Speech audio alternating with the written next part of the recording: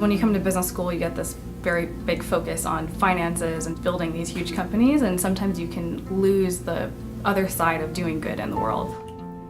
When I was in college, my mom was diagnosed with cancer, and I spent a summer in a hospital room with her, just sitting there while she was going through chemotherapy. And that's what drove me to try to work in healthcare and figure out ways to make the system better. Once I got my first taste in working in the social sector, I knew there was no looking back for me. I had to be in a place where I was able to use my passion for making the world a better place, right along all the skills that I learned while I was at Stanford Business School. The social innovation that we're working on is figuring out a way to rebrand the teaching profession and build systematic recruitment. Healthcare is an incredibly costly and growing industry, and it's driving our nation bankrupt. So the social innovation side to that is just how do you bring costs down for people and for the government to make healthcare affordable and more accessible.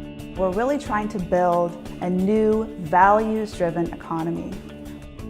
Going out and changing the world is not something that one person can do on their own. It takes an army of people. Having people there to encourage and support you and also guide you and give you advice is invaluable.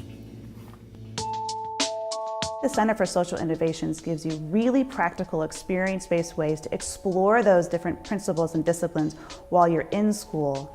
And then the internships, the classes, and the network that you graduate with really help you figure out the path that you want to go down when you're using private sector tools to really change some of the world's biggest problems.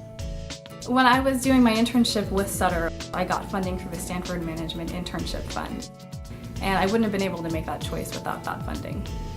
I wouldn't have been able to even launch this organization if it weren't for the Social Innovation Fellowship, which provides a launching pad and seed funding to start a new nonprofit. The benefit is that you get a lot of guidance and you get connected with people who are social entrepreneurs. You need to find folks that can believe in your vision and have the expertise, the values, and the connections to really help you take your idea forward.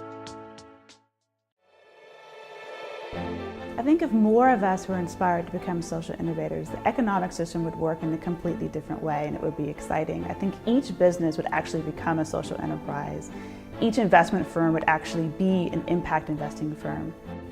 To anyone who's thinking about making a career switch, I'd say take risks. Now is the time to do that. You have a lot of support, a good network, and a great Center for Social Innovation to support you in whatever you want to do. Go out and try to change the world. You're capable of much more than you think you are.